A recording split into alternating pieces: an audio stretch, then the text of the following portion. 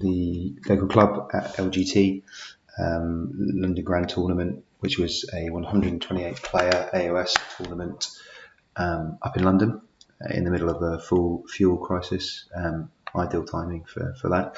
But I thought I would just give a short overview of the tournament, my experiences, and the results.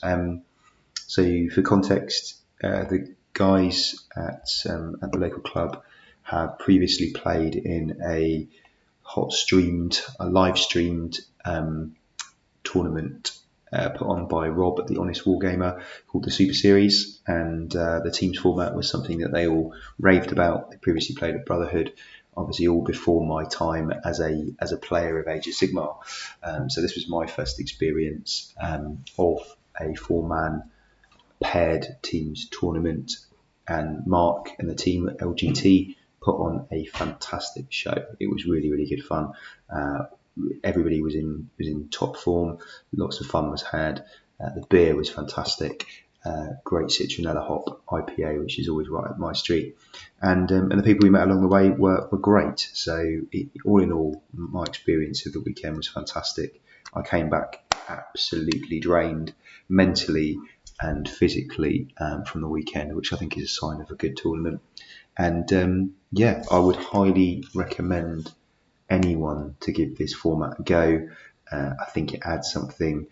The only thing I will say is that my experience of the weekend was there was a lot of filth on the tables. People bringing very, very hot meta lists in order to try and support their teammates and pull in a win. It does skew very heavily towards the competitive meta and people trying to win as a result of being paired up with their teammates. No one wants to go in and not perform. So I think that's the only thing I would say is there's no one bringing particularly soft lifts, although there was one Gits player and one Beasts of Chaos player at the weekend, which I think is fantastic for them to show up and perform reasonably well, actually, which we'll come on to. I want to apologise because I didn't make lots of notes of the weekend, so it's going to be quite a quick overview. And those teammates and opponents that I played over the weekend, I won't know you all by name, so I apologise. Mostly because I was half cut by the time the Saturday afternoon rolled round, but I'll talk a bit more about that as we go along. So our team was made up of Henrik, Andy, Tom, and I. 4 players down in the Entoyment local club. Henrik and Andy, both experienced members, both played in the team's format before via the Super Series and Brotherhood, and Tom, likewise, a long-term Stormcast player. Unfortunately for us, the old Stormcast book was the one in play due to the cut-off and the delays that we experienced on the Stormcast side of things. So much to Tom's annoyance, he was able to play the old book rather than the new one. I guess one last hurrah before we all go back to playing with dragons and blowing stuff up with mortal wounds. So Tom brought a Stormcast list, which in his words was there for some good games. He was very enthusiastic about the fact that he was happy to be bussed, and so bust him we did. But Andy brought a very competitive Gargants list, which was definitely the most played army of the weekend. I think 15 Gargant lists. Henrik brought Marathi and the Bowsnakes, the world famous rock band doing the rounds, and then I played at Nagash Manfred in Soulblight Gravelords with some skeletons and some other stuff, basically about Nagash blowing stuff up. And we went with the objective of trying to get 3-2, a winning record, so win more games than we lost. I'll come on and give you an overview of the tournament. A couple of things to bear in mind when you're looking at these lists. The first one is that you couldn't include any duplicate War Scrolls, you couldn't include any duplicate Triumphs, and you couldn't play in the same allegiance. So it did limit you somewhat, particularly in Chaos. You couldn't see lots of Chaos Warrior spam, and obviously Chaos is a lot of crossover, so it meant that we were playing double order, Nagash and Gargants. I think it was a fairly reasonable matchup, but we didn't go with the intention of having all of the all of the lists being fully optimized. It was what we had in our boxes, in effect, barring Nagash, which I'll talk about a bit more. And yeah, we just went for a good time, and the good time was had. I think everybody enjoyed themselves. I feel slightly for Tom, who got definitely the raw end of the pairings process, but did a cracking job of kind of scoring points where we could. And Andy, who got some horrible matchups into Archeons, left, right, and centre. So I think he faced 3 of the 4 Archeons that we faced over the course of the weekend. It was pretty filthy, as I say. So my 5 games I'll run through fairly quickly and give a little bit of an overview as to how they went for each one. So we played Wayland Wanderers, I think they were called, first round. So the guys from the Wayland Games shop in the north of England. I played Isaac, cracking player, really good time, really enjoyable game that we had. He brought a double Stonehorn Mornfang spam list, which was certainly very competitive, and got a horrible matchup into my Nagash list, to be fair. One thing that I'm able to do very, very successfully is delete big single damage output units such as Stonehorns or other kind of single point output units with Nagash. He tanks most stuff. He can take mortal wounds to the face quite easily, and then he does go on with Manfred to do a lot of output. So it was a tough matchup for Isaac. He took the loss quite well. He was tabled by the end of turn 2, apart from 6 Mornfang. And we called it there. It was a relatively quick game. And the matchup didn't really favour him because he wants to push into the middle and get that charge off. With the extra movement I was able to bring to the table with Manfred and Nagash, it just meant he was there to counter-charge. So he pushed up with his Stonehorn, held the second one in reserve with the intention of bringing them in. I moved forward in the middle, took out 1 Stonehorn and 4 Mornfang. He charged in with the second Stonehorn, which I was able to screen effectively with a couple of my skeleton units. And that just meant that I was able then to get into the second unit of second Stonehorn, delete that alongside Manfred going into the other unit of Mornfang. It just left the game fairly short and sweet. But I think hopefully Isaac picked up on a couple of things that he could have done differently to maybe avoid that scenario playing out again over the rest of the weekend. So we came out of that round 2-2 effectively. Izzy, who plays Sylvaneth, played an absolute blinder into Andy's Gargants unexpectedly across the board. We wouldn't think that would be the result. We managed to eke out a win. And then Henrik won, and Tom was bussed under a very strong Zinch list, which he stoically sought as many points as he could. And I think he scored a 4-pointer, which actually won us the round net after we scored it out. So that was good. That left us then into round 2, being paired into the Marauders, a team where there was a little bit of, shall we say, team rivalry. They played the Legio team in the Super Series, and we therefore had to go in and do our best against the Marauders guys. I got paired off against Tom Maudsley, fresh off a 3rd place at Facehammer GT with the same list, clearly very practiced. Soul Blood Grave Lords, Castello, Blood Knight, Spam. He basically it's a very strong list. It's Vordroy, a couple of Fellbats, and then just Blood Knights for days, which initially I thought I would have a fairly good chance into. However, it just overwhelmed me on all fronts, even with the Veins of Girl we played, even with all of the objectives falling on my side of the board. It effectively meant that I lost everything else in the army. I was left with Manfred and Nagash, but I couldn't get out of the corner that I was pinned into. And over the course of 4 turns, Tom successfully sort of kept me in place and just started doing damage to me and outscoring me on the objectives. I think this is definitely the weakness of my list, in that I can't take a sort of overwhelming board presence list.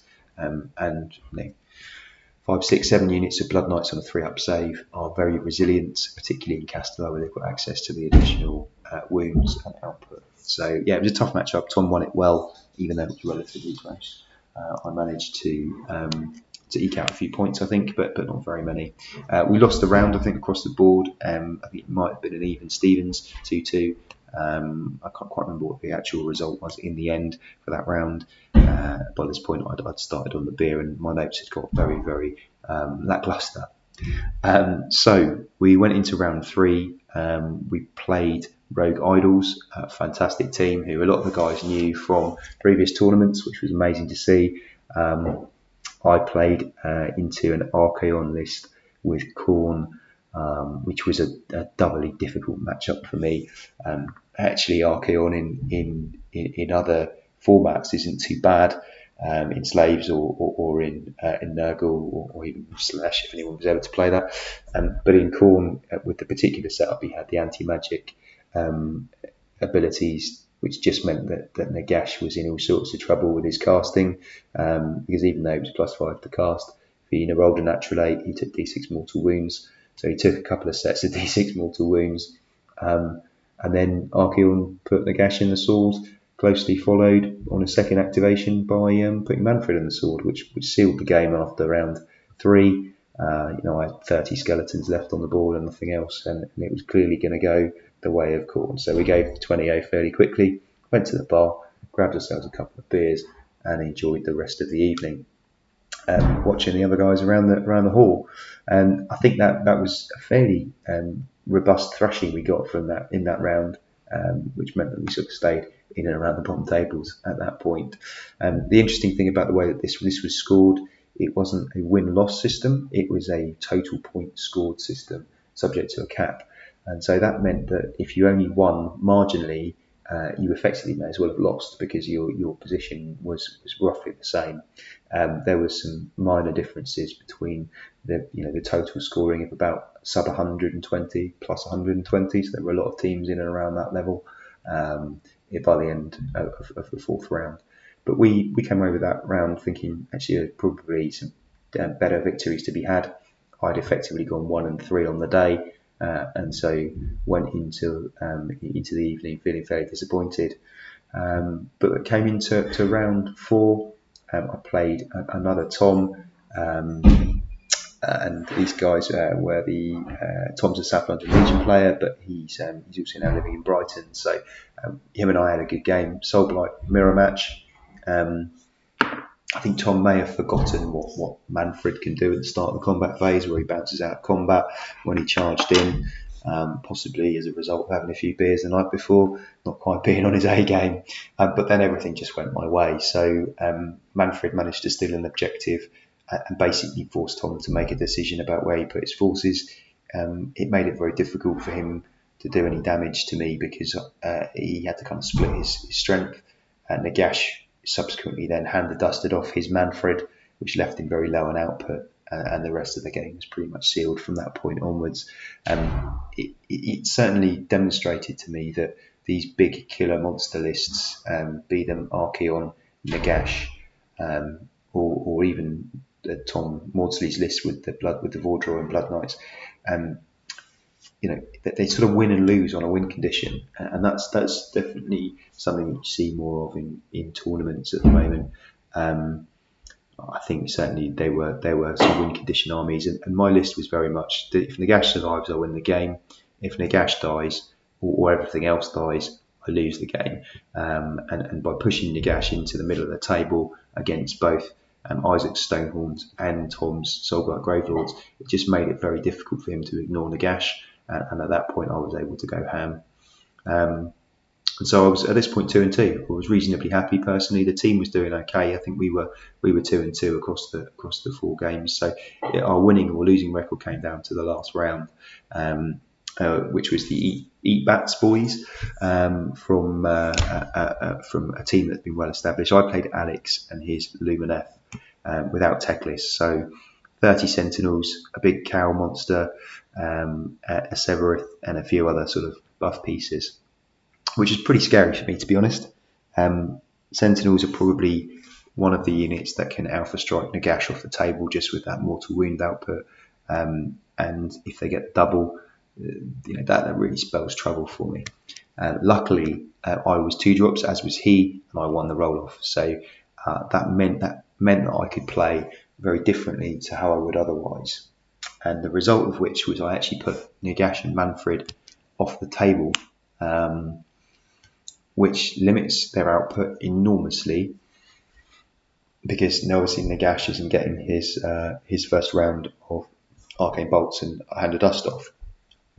But my thinking here was that I avoided at least one round of sentinel shooting because I couldn't place Nagash off the table, further far enough away on the table that I wasn't going to be subjected to some sentinel shots.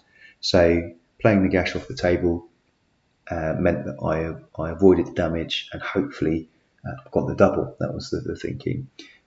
This particular battle plan was 6 objectives, and you raise the objectives in your opponent's territory from turn 2 onwards. So my thinking was actually it allows me to get across the table, potentially play into that turn 2 and burn an objective early.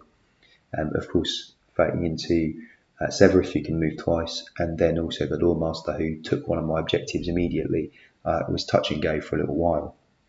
Alex proceeded to shoot off one of my units of skeletons, my Necromancer, and then another unit of skeletons took some damage. And pretty much from then onwards, exclusively rolled ones for the rest of the game.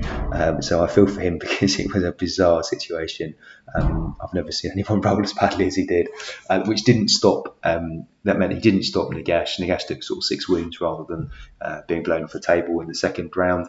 And then round 3, Nagash wound up his arcane balls and went Dragon Ball Z all the way across the table over the course of round 2, round 3. And basically then meant that by the time the end of the game came around, I think I'd lost 10 skeletons, brought back 5 skeletons, and 1 fell back, and everything else was still alive, apart from Alex just having Severus available round 4 and 5. So it was a pretty comprehensive victory, and meant that I personally went 3-2 over the course of the weekend. Great result as far as I'm concerned. My first 2-dayer outside of a little local tournament, playing against some really, really competent players with some great lists. So I was reasonably pleased. The team went 3-2 as well across the weekend. We didn't score many points. Most of our victories were narrow victories.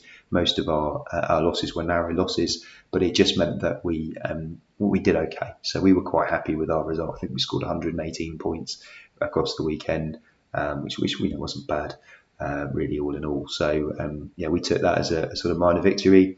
The hangover only lasted till Monday, so I was quite pleased with that result. And again, I just want to say thank you to Mark and the team that put the LGT together.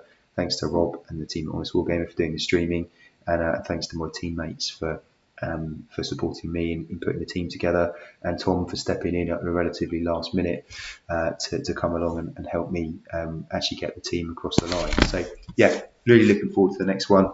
Definitely looking forward to playing around more with the teams format, and hoping the next tournament we'll have another winning victory, another winning weekend.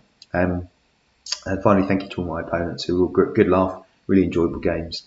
And it was a great weekend. So get out there, get some tournaments under your belt if you haven't done so already. I know GW are playing on teams tournaments, and there's others going on around the country. So thanks very much for listening, and I'll catch up with my next update when the opportunity presents itself. Speak soon.